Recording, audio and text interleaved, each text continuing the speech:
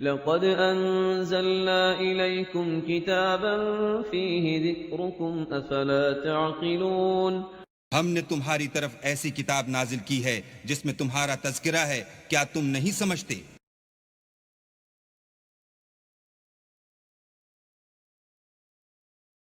اعوذ باللہ من الشیطان الرجیم، پناہ مانگتا ہوں میں اللہ کی شیطان مردود سے۔ بسم اللہ الرحمن الرحیم، شروع اللہ کا نام لے کر جو بڑا مہربان نہایت رحم والا ہے۔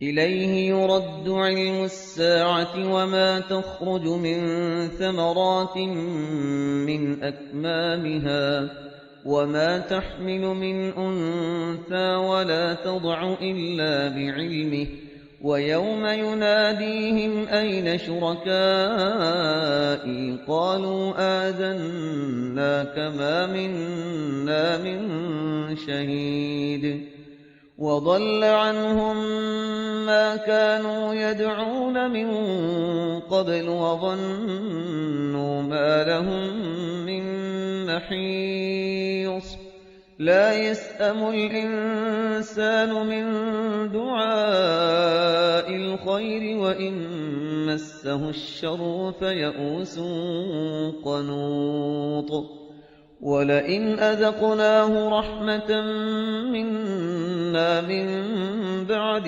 ضَرَّاءَ مَسَّتْهُ لَيَقُولَنَّ هَذَا لِي وَمَا أَظُنُّ السَّاعَةَ قَائِمَةً وَلَئِنْ رُجِعْتُ إِلَى رَبِّي إِنَّ لِي عِنْدَهُ لَلْحُسْنَى فَلَنُنَبِّئَنَّ الَّذِينَ كَفَرُوا بِمَا عَمِلُوا وَلَنُذِيقَنَّهُم مِّنْ عَذَابٍ غَلِيظٍ وَإِذَا أَنْعَمْنَا عَلَى الْإِنسَانِ أَعْرَضَ وَنَأَىٰ بِجَانِبِهِ وَإِذَا مَسَّهُ الشَّرُّ فَذُو دُعَاءٍ عَرِيضٍ قل أرأيتم إن كان من عند الله ثم كفرتم به من أضل ممن هو في شقاق بعيد سنريهم آياتنا في الآفاق وفي أنفسهم حتى يتبين لهم أنه الحق أولم يكف بربك أنه على كل شيء شهيد ألا إنهم في مرية من لقاء ربهم ألا إنه بكل شيء محيط نحمده ونصلي على رسوله الكريم اما بعد فاعوذ باللہ من الشیطان الرجیم بسم اللہ الرحمن الرحیم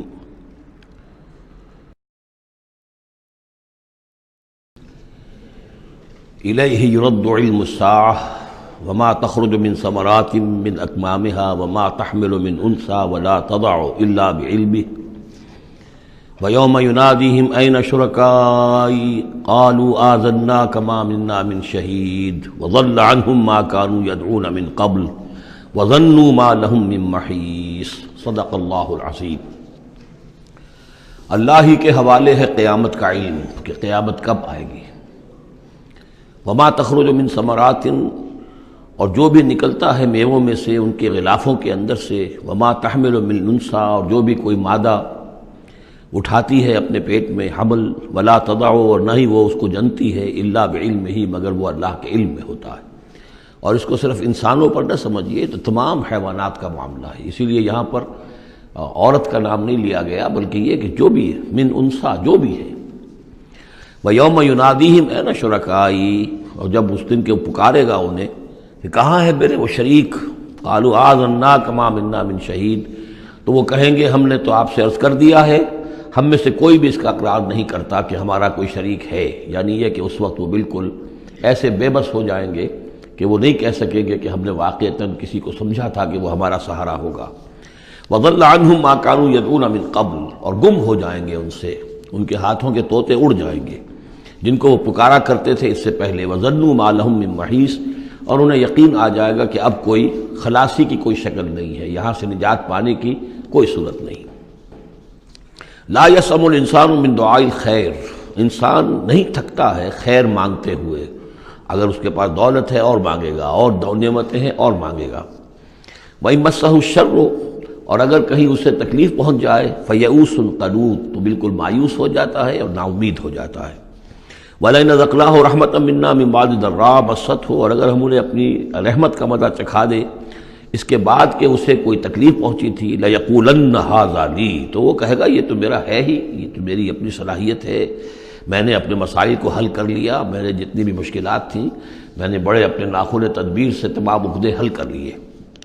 وَمَا أَظُنُّ السَّاعَةَ قَائِمَةً، یہ بالکل وہی الفاظ ہیں کہ جو سورہ کہف میں آئے ہیں کہ دو اشخاص کا مکالمہ ہوا تھا، میں نہیں سمجھتا کہ قیامت وغیرہ کوئی قائم ہونے والی شے ہے۔ وَلَئِن رُجِعْتُ، وہاں رُدِدْتُ ہے، یہاں رُجِعْتُ ہے، اور اگر مجھے لوٹا ہی دیا گیا، گویا کہ بالفرض، جیسا کہ تم کہتے ہو، اگر واقعتاً ہو ہی گیا، اول تو میرا گمان نہیں ہے، یہ ڈکوسلا سا معلوم ہوتا ہے مجھے، اگر ہو ہی گیا، اِلَىٰ رَبِّي إِنَّ لِي عِندَهُ لَلْحُسْنَىٰ، تو میرے لیے تو پھر وہاں اور اچھائی ہوگی، اس لیے کہ جب یہاں مجھے نوازا ہے، اللہ نے سب کچھ دیا ہے، عزت دی ہے، پیسے دیے ہیں، دولت دی ہے، اولاد دی ہے، تو ظاہر بات ہے کہ میرے اندر کچھ ہے جو اسے پسند آیا ہے، تو یہ کہاں چلا جائے گا؟ میرے اندر جو خیر ہے، جو میرے اندر اللہ تعالیٰ کی محبوبیت کی کوئی چیز ہے، تو وہ وہاں بھی قائم رہے گی اور اللہ تعالیٰ وہاں بھی مجھے دے گا۔ فَلَنُنَبِّئَنَّ الَّذِينَ كَفَرُوا بِمَا عَمِلُوا، تو پھر ہم پوری طریقے سے جتلا دیں گے ان کافروں کو جو کچھ کے عمل انہوں نے کیے ہوں گے۔ وَلَنُذِيقَنَّهُم مِّنْ عَذَابٍ غَلِيظٍ، اور انہیں لازماً مزہ چکھائیں گے بہت ہی گاڑھے عذاب کا۔ وَإِذَا أَنْعَمْنَا عَلَى الْإِنسَانِ أَعْرَضَ وَنَأَىٰ بِجَانِبِهِ، اور جب ہم انسان پر نعمتوں کی بارش کر دیتے ہیں تو پھر وہ ذرا اپنا رخ پھیر لیتا ہے اور اپنی جانب ایک جانب کو مڑ جاتا ہے، پہلو موڑ لیتا ہے۔ وَإِذَا مَسَّهُ الشَّرُّ فَذُو دُعَاءٍ عَرِيضٍ، اور جب کوئی تکلیف اسے پہنچتی ہے تو بڑی لمبی چوڑی دعائیں کرنے لگتا ہے۔ قُلْ أَرَأَيْتُمْ إِنْ كَانَ مِنْ عِنْدِ اللَّهِ ثُمَّ كَفَرْتُمْ بِهِ، اے نبی ان سے کہیے کہ ذرا سوچو، تھوڑی دیر کے لیے فرض کر لو کہ یہ جو میں پیش کر رہا ہوں قرآن یہ اللہ ہی کی طرف سے ہو، امکان تو ہے نا، 1%، 2%، 3%، کسی درجے میں تو امکان ہے۔ ثُمَّ كَفَرْتُمْ بِهِ، اور پھر تم نے اس کا کفر کیا۔ من اضل ممن ہوا فی شقاق بعید، تو کون ہوگا زیادہ بھٹکا ہوا اس سے کہ جو اس طرح کی زدہ کے اندر جا پڑا ہے۔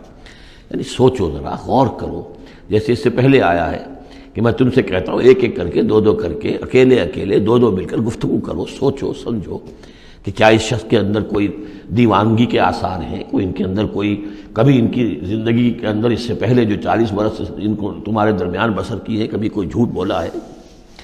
اب یہ آخری مرتبہ پھر قرآن مجید کا ذکر آ رہا ہے، اور یہ سب سے اہم ہے ہمارے اس موجودہ دور کے لحاظ سے۔ سَنُرِيهِمْ آيَاتِنَا فِي الْآفَاقِ وَفِي أَنفُسِهِمْ حَتَّى يَتَبَيَّنَ لَهُمْ أَنَّهُ الْحَقُّ، ان قریب ہم انہیں دکھائیں گے اپنی آیات، آفاق میں بھی، یہ پوری کائنات جو ہے، آسمان اور زمین، آفاق، وفی انفسہم، ان کی اپنی جانوں کے اندر بھی، حتیٰ یتبین لہم انہ الحق، یہاں تک کہ یہ بات بالکل واضح ہو جائے گی ان کے لیے، مبرہن ہو جائے گی کہ یہ قرآن حق ہے۔ اس سے اشارہ ہو رہا ہے اس معلومات کے ایکسپلوژن کی طرف کہ جو آج ہو رہا ہے، اور یہ کوئی زیادہ پرانی بات نہیں ہے، یہ زیادہ یوں سمجھیے کہ یہ سائنس کی ڈیولپمنٹ 200 برس کا ہے معاملہ، اور اس میں بھی جو ایکسپلوژن ہوا ہے یہ تو ہاف سینچری سے زیادہ کا مسئلہ نہیں، اسی کے اندر ہوا ہے۔ اور اصل میں آج کے دور میں قرآن مجید کے اعجاز کو ثابت کرنے کے لیے کہ یہ معجزہ ہے، سب سے اہم پہلو یہ ہے۔ تو میں نے جو تعارفی گفتگو کی تھی اس دورہ ترجمہ قرآن سے پہلے، تو میں نے عرض کیا تھا کہ قرآن مجید کے اعجاز کے پہلو بے شمار ہیں، کس کس پہلو سے قرآن معجزہ ہے ہم اس کا احصاء نہیں کر سکتے، لیکن موٹی بات یہ سمجھ لیجئے کہ جب قرآن نازل ہوا ہے تو اس کا معجزہ ہونا سب سے زیادہ اس اعتبار سے تھا کہ اپنی ادبیت، اپنی فصاحت، اپنی بلاغت کے اعتبار سے معجزہ تھا، اور اسی پہلو سے چیلنج کیا گیا۔ تمہارے ہاں شعراء ہیں، تمہارے ہاں خطباء ہیں، تمہارے ہاں ادب کا بڑا ذوق ہے، کوئی اس جیسی ایک صورت بنا کر لے آؤ۔ باقی یہ کہ نہ بھی سائنسی معلومات تھی ان کے پاس، دوسرے یہ کہ جو فینومینا آف دی نیچر ہیں، قرآن میں آسمان زمین دیکھو، اب ظاہر بات ہے اس وقت وہ آدمی کیا دیکھ رہا تھا؟ اپنی ننگی آنکھ سے جو کوئی دیکھتا تھا وہی دیکھ رہا تھا نا. لیکن آج انسان دیکھ رہا ہے ٹیلیسکوپس کی مدد سے، آج انسان دیکھ رہا ہے مائکروسکوپس کی مدد سے، الیکٹرانک مائکروسکوپ سے. آج جو انسان کے معلومات کا ذریعہ جو ہے، تو گویا کہ وہ آیات الہیہ جو قرآن مجید میں جن کے اشارے کر دیے گئے، ان کو جو 1400 برس قبل کا انسان دیکھ رہا تھا اور جو انہیں آج کا انسان دیکھ رہا ہے، وہ زمین و آسمان کا فرق ہے. اور ہوتے ہوتے یہ ثابت ہوتا چلا جا رہا ہے کہ جو کچھ قرآن مجید نے کہا تھا وہی حق ہے. اس میں اگرچہ ابھی کچھ حصے رہ گئے ہیں، لیکن بہت سے پہلو ہیں جو واضح ہو رہے ہیں، اور روزانہ کوئی شکل ایسی آتی ہے کہ جس سے کہ ان سائنسی حقائق سے قرآن مجید کا حق ہونا ثابت ہوتا ہے. لہذا آج کے دور میں اس کام کو بہت اہمیت حاصل ہے کہ اس کے لیے محنت کی جائے، کوشش کی جائے. اب اتفاق کی بات ہے کہ یہ کام کیا بھی ہمارے ہاں، تو بہرحال جو سب سے بڑی نمایاں کتاب ہے وہ ایک فرینچ سرجن نے کیا، وہ ایمان لے آئے، مورس بکائی.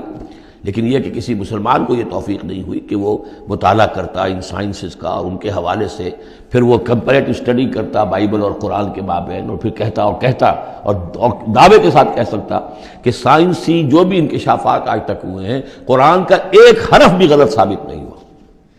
ہاں، قرآن مجید کے ان الفاظ سے جو معنی پہلے سمجھے گئے تھے جبکہ معلومات کا دائرہ محدود تھا وہ غلط ہو سکتے ہیں، لیکن قرآن کا لفظ غلط ثابت نہیں ہوا. آج قرآن کا وہ لفظ زیادہ اجاگر ہو کر، روشن ہو کر، جیسا کہ میں نے آپ سے عرض کیا علقہ. اب علقہ کہاں سے لے آئے؟ اب یہ علقہ فائدہ، فؤاد، فائدہ اس سے ہے. تو یہ چیزیں اب اور زیادہ واضح ہوتی جا رہی ہیں. یا کہ تمام اجرام سماویہ کا کل فی فلک یسبحون، جتنا آج معلوم ہے یہ پہلے تو معلوم نہیں تھا. کئی دور آئے ہیں، پہلے انسان سمجھتا تھا زمین ساکن ہے، سورج چلتا ہے، پھر سوچا کہ نہیں یہ تو سورج ساکن ہے، زمین چلتی ہے.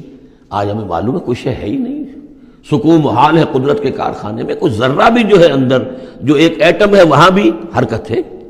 وہ نیوٹرونز جو ہیں وہ کس طریقے سے چکر لگا رہے ہیں بے تابانہ، حرکت ہی حرکت ہے.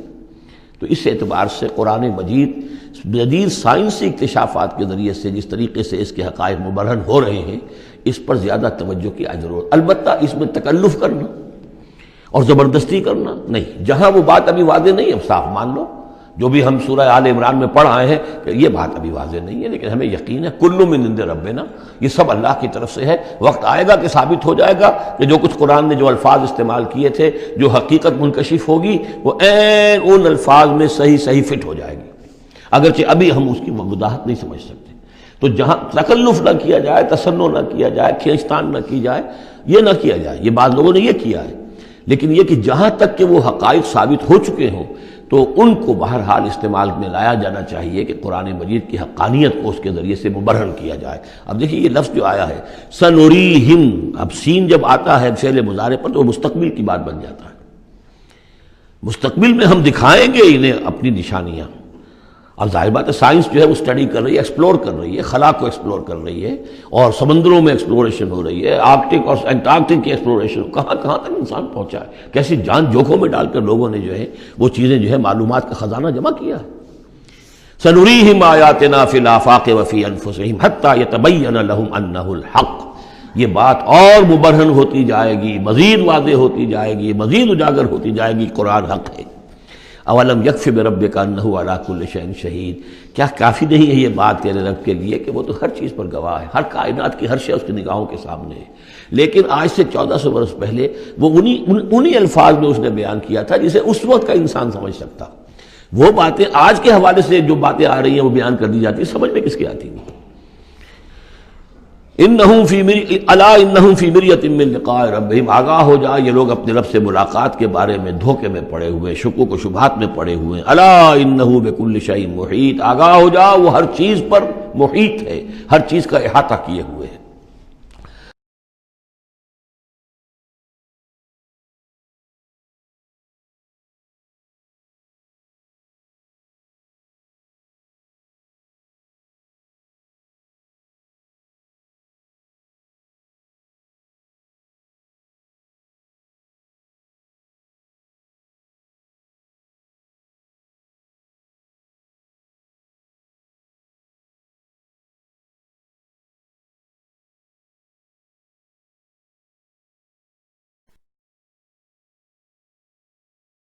بارک اللہ لی ولکم فی القرآن العظیم ونفعنی وإیاکم بالآیات والذکر الحکیم.